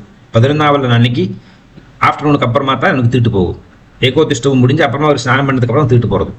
அது யூ ரிமெம்பர். கர்த்தாவுக்கு மட்டும் 10வது நாளைக்கு போயிடாது. சப்போஸ் ஏகோதிஷ்டம் நடக்கலையா போச்சு, எப்போ தீட்டிலே தான் இருப்பான்னு அர்த்தம். ஸோ சாந்தி ஹோமம் ஆச்சா, அதுக்கடுத்து ஆனந்த ஹோமம். இந்த 3 ஃபங்க்ஷன்ஸும் வந்து 10வது நாள் அன்னைக்கு நடக்கிறது. ஆனந்த ஹோமத்தில் இருக்கிறதான நெருப்பத்தான் வீட்டில் கொண்டு வந்து விளக்கு ஏற்றத்துக்கு அதிகாரம் ஆகிறது. இது ஆனந்த அக்னின்னு பேர். நிறைய அக்னிகள் இருக்கு. பலவிதமான அக்னிகள் எடுத்து தான் பலவிதமான சம்ஸ்காரங்களை பண்ணணும் இருக்கு. அதுவரை இருக்கு. ஒவ்வொருத்தருக்கும் ஒவ்வொரு டைப் ஆஃப் அக்னி எடுத்து தான் சம்ஸ்காரம் பண்ண அப்படின்றது. முதல்ல சவிதான அக்னியை வந்து கட்டி காப்பாத்திட்டு வந்து விவாக காலத்தில் அதை அவாசனை அக்னியாக மாற்றி அவாச அக்னியை வளர்த்தி கொண்டு வந்து கடைசியில் அந்தியஷ்டிக்கு அந்த மயானத்தில் கொண்டு போய் சம்ஸ்காரம் பண்ணுறதுக்கும் ஒரே அக்னி தான் உபயோகப்படுத்தணும். முன்னைய காலத்துலாம் ஒரு இந்த கூடம்ங்கிறது ஒன்று உண்டு. அதில் ஒரு விளக்கு எரிஞ்சுட்டே இருக்கும், அணையா விளக்காட்டமா. அதுலேருந்து எடுத்து அன்னன்னைக்கு பண்ணுறதான அக்னிஹோத்திரத்தை பண்ணிட்டு இருப்பார் உபாசனம் எல்லாம். அந்த அக்னி அன்னைக்கு தான் கடைசி முடியும் அதுக்கு. அப்போ இது 70 வருஷம் வாழ்ந்தாருன்னா 70 வருஷம் எரிஞ்சுட்டு இருக்கிறதான அக்னி நினச்சி பார்க்கணும். ஒரு கோவிலில் கூட இந்த மாதிரிலாம் இருக்குது சம்டைம். அவ்வளோ பவித்திரமாக இருந்தது தான் அதுக்கு கூடன்னு பேர். கூடம்ங்கிறதான வார்த்தை லலிதா சகஸ்ரநாமத்திற்கு. அப்போ அவ்வளோ மகத்துவம் இருக்கிறதான அந்த நாமம் அது. கூடத்ரய கலேபராயை நமஹா, குலாங்கனா குலாம்தஸ்தா கௌலினி குலயோகின்னே நமஹா. அந்த கூடத்துக்கு அவ்வளோ மகத்துவம். நம்மளுடைய மூலாதார பத்மம் தான் கூடம். அதாவது கூடுற இடம் கால் பகுதியும் மேல் பகுதியும். கூடுற இடம் வந்து இடுப்பு. அந்த இடுப்பினுடைய கீழ் சென்டர் சைடில் தான் மூலாதார பத்மம் இருக்கு. அதுதான் கூடம். அப்போ கூடங்கிறதால நட்ட நடுவு. ஒரு வீட்டினுடைய இந்த சைடும் அந்த சைடும் நடுவாக இருக்கிற இடம் கூடமாக இருக்கும். அந்த கூடத்துக்கு அவ்வளோ மகாத்மியம் உண்டு. இந்த கூடத்தில் வாசம் செய்யக்கூடியவர் மகா கணபதி. இப்படியெல்லாம் பெரிய பெரிய மகத்துவங்கள் இருக்கிறதான நாமங்கள் இதெல்லாம்.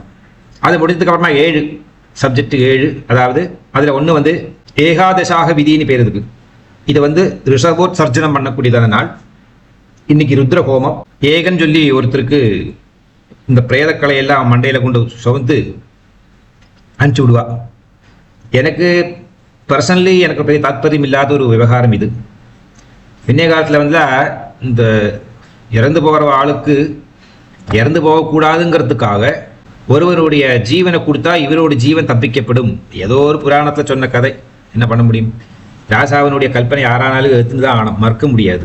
அப்போது ஏதாவது ஒரு கிராமத்தில் ஒரு ராமனை பிடிச்சிட்டு வருவா. அவங்கள மண்டையில் ஏற்றிட்டு அவனுக்கு 8 கிராமம் எழுதி வைக்கணுமா. நியமம் இருக்குது. சும்மா அவனோட லைஃப்பை தூத்தர முடியாது. 8 கிராமம் எழுதி வைக்கணும் அவனுக்கு. அது அவனுடைய 7 தலைமுறைக்கு உட்காந்து சாப்பிட்றதுக்குள்ளதான பண வசதிகளை எல்லாம். அந்தந்த காலத்து பணமும் கிடையாது, எல்லாம் பசு கொடுப்பா இல்லைன்னா லேண்டு கொடுப்பா. இதை வச்சு தான் பொழைச்சிக்கணும். அவாவா சொந்த கர்மா வச்சு தான் பொழைச்சாகணும். ராஜா எல்லாம் வந்து ஒன்றும் கிருஷி பண்ணி கொடுத்துட மாட்டார், கிருஷிக்குள்ள லேண்டு கொடுப்பார் வருமானம். அப்படிதான் நிறைய பிராமணர்கள்லாம் கிருஷிக்காரராக இருந்தார், அவளுக்கு ஜெம்மின்னு பேரு. அப்படி இந்த ஏகோத்திஷ்ட சிராத்தம் நடக்கும் அதுக்கப்புறமா இந்த 11வது நாள் அன்னைக்கு.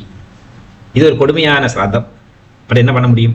இது ரொம்ப முக்கியமான ஒரு சிராத்தம் இது, இந்த ஏகோத்திஷ்டமே. அடுத்தது 12வது நாள், அதாவது 8வது கர்மா. அதுக்கு வந்து துவாதசாக விதின்னு பேரு. இன்னைக்கு தான் பிரதம சிராத்தம் நடக்கும். நவசிராத்தம் புதுசாக பண்றதான பிரதம சிராத்தம். சபிண்டீகரணம், பித்ருவர்க்கம் சம்யோஜிதம், அது மாதிரியே அர்க்யபிண்ட சம்யோஜிதம். இந்த ரெண்டும் வந்து இந்த 12வது நாளைக்கு நடக்கிறது. இந்த 12வது நாள் அன்னைக்கு தான் சாயந்தரமாக சிவன் கோவிலில் போய் மோட்ச தீபம் ஏற்றணும். இப்போ நிறைய பேர் கன்வீனியண்டா 13வது நாளைக்கு போய் ஏற்றுறா. மோட்சம் கிடைக்கிற நாள் இதுதான், இந்த 12வது நாள். 12வது நாள் ரொம்ப முக்கியம். நார்த் இந்தியாவிலும் 12வது ரொம்ப முக்கியமான நாள். பட் காம்ப்ளிகேஷன்ஸை ரிமூவ் பண்ணுறதுக்கு தான் படிச்சவா, விஷயம் தெரிஞ்சவா, நல்ல வித்யுத்தம் இருக்கக்கூடியதான வாத்தியார்மார்கள். வாத்தியார் வந்து பிரயோக சாஸ்திரம் படிச்சிருக்கணும், தர்மசாஸ்திரம் படிச்சிருக்கணும். இவதான் ஒரிஜினல் வாத்தியார். எனக்கு வந்து 2 முக்கியமான வாத்தியார் என்னுடைய ரொம்ப பெரிய நண்பர்களாகவும் என்னுடைய குருவாகவும் இருக்கா. ஒன்று கணபதி வாத்தியார் சென்னை, 2 இங்கே நம்ம துபாயில் வைத்தி. இவெல்லாம் தர்மசாஸ்திரம் படித்தவா, 2-3 வேதத்தில் ஞானம் இருக்கிறவா, பல பிரயோகங்கள் சூத்திரங்களில் பிரயோகம் செய்யறதுக்கு தகுதி பெற்றவர்கள், பெரிய மகான்கள். கர்மசுத்தி இருக்கிறவா ரொம்ப முக்கியம். இதுதான் கர்மசுத்தி ரொம்ப ரொம்ப ரொம்ப முக்கியம் ஆச்சாரியனுக்கு, புரோஹிதனுக்கு. புரோஹிதன் என்றாலே என்ன அர்த்தம்? அடுத்தவங்க சௌக்கியமாக இருக்கணும், அதுக்காக நம்மளுடைய அறிவையும் நம்மளுடைய ஸ்ரத்தையும் அவங்களுக்காக டெடிகேட் பண்ணுறது. அதெல்லாம் கிடைக்காது. எவ்வளோ பணம் கொடுத்தா அந்த மாதிரி ஆளுகள் கிடைக்காது. பாக்கியம் பண்ணியிருக்கணும். ஒரு குடும்பத்துக்கு நல்ல ஃபேமிலி டாக்டர், நல்ல ஃபேமிலி லாயர், அதே மாதிரி ஃபேமிலி வாத்தியார், மாதிரி ஃபேமிலி மெய்டு, இதெல்லாம் கிடைக்க கொடுத்து வச்சுருக்கணும். இல்லை சுக்கிர 4ஆம் பாவத்தில் உச்சமாக சொஷ்டேத்திரமாக எல்லாம் இருந்தால் நல்லா பியூட்டிஃபுல்லாக அதெல்லாம் அமைஞ்சு வரும். இது ஜோதிசாஸ்திரனோட அங்கே இருக்கட்டும். அப்படி அதுக்கு அடுத்து திரையோ தசாக விதி 13வது நாள் அன்னைக்கு. இதைத்தான் சுபம் அப்படின்னு கிரக ஐக்கியம், கிரேக்கியம் சொல்லிக்கிற ஷார்ட் ஃபார்மில். கிரக ஐக்கியம், வீட்டில் இருக்கிறவா எல்லாமே வந்து ஒத்து சேர்ந்து நூதன வஸ்திரங்கள் எல்லாம் போட்டு. அன்னைக்கு வந்து அபிங்க ஸ்தானம் ரொம்ப முக்கியம். அமாவாசை பிறதினங்கள்லாம் அப்படி வந்து அப்படின்னா அன்னைக்கு அம்மாவை எண்ணெயில் தேய்ச்சி குளிச்சுக்கு விரும்ப மாட்டா. சில பேர் மறுநாளைக்கெல்லாம் வச்சுப்பா. எப்படி ஆகட்டும், அடுத்த ஊனம் வரத்துக்குள்ள முடிச்சாகணும் இந்த சுபஸ்வீகாரத்தை. இது வந்து இந்த 12 நாள் தான பிதர்கர்மாவோட சேர்ந்த விவகாரம் கிடையாது. இது 3வது பார்ட் ஆல் டுகெதர். இதை வந்து அடிஷ்னலாக சேர்த்தின்னு இருக்கா இந்த ஏர்லியர் டேஸில். எதுக்கு அப்படின்னா பிதர்கர்மாவோட முடிச்சிடக்கூடாது. அது வந்து ஒரு சுபகர்மாவை ஆரம்பித்து வைப்போம். ஒரு கணபதி ஹோமம், ஒரு கணபதி பூஜை, நவகிரக ஹோமம், நவகிரக பூஜை. சில இடங்களில் வந்து உதக சாந்தி பண்ணுவா. சில பேர் நவகிரகங்களுக்கே வச்சதான இந்த ஜலத்தை மந்திரோக்த சகிதமான அந்த ஜலத்தை அபிஷேகம் பண்ணி கர்த்தாவுக்கு அவருக்கு புதுசு ஆடையெல்லாம் கொடுத்து, அவருக்கு சொர்ண மோதிரமோ செயினோ எல்லாம் கொடுத்து அவரை சந்தோஷப்படுத்தி அடுத்த வருஷம் வரைக்கும் ஆப்திகம் வரைக்கும் இங்கே ரொம்ப சந்தோஷமாக இருந்து நிஷ்டையோட. ஏன்னா பயங்கரமான ஆச்சார அனுஷ்டானமான இந்த கர்த்தாவுக்கு. கர்த்தாவினுடைய ஸ்ரத்தையும் ஆச்சார அனுஷ்டானம் தான் இந்த மேலுலகம் நோக்கி சஞ்சாரம் செய்யக்கூடியதான ஆத்மாவுக்கு கொடுக்கறதான ஃபியூயல். கர்த்தாவினுடைய கர்ம நிஷ்டை, இவனுடைய திருடபலம், இவனுடைய வந்து ஸ்ரத்தை, அனுஷ்டான சக்தி, இதெல்லாம் என்ன பண்ணும்னா நல்ல ஃபியூயல் பம்ப் பண்ணி கொடுக்கும். அந்த ஜீவாத்மா ரொம்ப சுபிஷமாக சௌக்கியமாக சந்தோஷமாக போய் சேரும். போகிற நேரத்தில் 2 பக்கம் நிறைய பேர் வரவேற்பு உண்டு. ஒரு பட்டணங்களில் தங்கி தான் அந்த ஜீவாத்மா யமபுரி போக போகிறது. அது ஒரு பெரிய விசாரம். அதனால அடுத்த எபிசோடில் அதை பற்றி டீட்டெயிலாக படிச்சு போவோம். சின்னதாக சொன்னால் அழகாக இருக்காது. இதுக்கு நடுவில் இந்த 13வது அன்னைக்கு, இந்த சுபஸ்வீகாரத்து அன்னைக்கு வந்து சரம பத்திரிகை அப்படின்னு படிப்பா. சாதாரணமாக வந்து இதை வந்து 10வது நாள் அன்னைக்கு படிக்கணும். இன்னைய காலத்தில் அப்படித்தான் சாஸ்திர விதி. இப்போ அதை மாற்றி 13வது நாளைக்கு வச்சுட்டு இருக்கா. எல்லாருடைய சௌகரியார்த்தம் என்ன, எல்லாரும் அன்னைக்கு தான் இருப்பா அப்படின்ட்டு. ஏன்னா பப்ளிக்கும் ஞாதிகளும் சம்பந்திகளும் எல்லாரும் வந்து கலக்கிறதான ஒரு விசேஷம் இந்த 13வது அன்னைக்கு. வீட்டுக்கிட்டு இருந்தும் இருக்கா, நல்ல தைரியமாக சந்தோஷம் எல்லாரும் வருவா போவா. அப்போ அவங்களுக்கு மத்திய வந்துட்டு இவருடைய அச்சீவ்மெண்ட்டை பற்றி பேசுறதால, அது எதுக்கு என்ன எப்படி பேசலாம் உண்டு. எதையாமலாம் பேசக்கூடாது இந்த சர்ம பத்திரிகை. ஒரு மனிதனுக்கு வந்து முக்கியமாக 3 பத்திரிகை. ஒன்று ஜனன பத்திரிகை, ஜனனி ஜென்ம சௌக்கியானாம் லிக்கியதே ஜென்ம பத்திரிகான்னு பேர். 2வது லக்ன பத்திரிகை, திருமணம். 3வது வந்து சர்ம பத்திரிகை, மரணத்தினுடைய பத்திரிகை. இதுக்கு நடுவில் எல்லாம் உண்டு. சீமந்தம் இருக்கு, சஷ்டியாவதி பூர்த்திக்கு இருக்கும், அப்புறமா வந்து பீமசாந்திக்கு எழுதுதல் இருக்கும், கனகாபிஷேகத்துக்கு இருக்கும், எல்லாத்துக்கும் ஒரு பத்திரிகை உண்டு. பட் அது இல்லாத விட முக்கியமான இந்த 3 பத்திரிகைகள் இது. இப்போ இதுக்கு ஒரு எக்ஸ்பர்ட் எல்லாம் கூட்டின்னு வந்து ஒரு பெரிய மாலை தாலி எல்லாம் போட்டு அவருக்கு ஒரு ஸ்பெஷல் ஒரு தட்சிணையெல்லாம் வாங்கி கொடுத்து எதெல்லாமோ நடக்கிறது. ரொம்ப கமர்ஷியல் ஆகிட்டு இருக்கா இப்பத்த சிஸ்டங்கள் எல்லாமே. ஸோ இப்படி எல்லாம் கொஞ்சம் அந்த லோபம் வந்துட்டு இருக்கு அப்படிங்கிறத வந்து நான் ஜஸ்ட் ஹைலைட் பண்றேன். அப்படி 2 பக்கத்துலையும் கர்த்தாவும் கேர்ஃபுல்லா இருக்கணும், பண்ணி வைக்கக்கூடியதான ஹோதா அதாவது இந்த புரோஹிதனும் கொஞ்சம் கேர்ஃபுல்லாக இருக்கணும், இல்லை கொஞ்சம் நல்ல பக்தி சித்தையை கொடுக்கணும். ஓகே, அப்படி இந்த விஷயம் இங்கே நிற்கட்டும். அடுத்த எபிசோடில் ஃபர்தர் கட்டி வந்து நம சிவாய.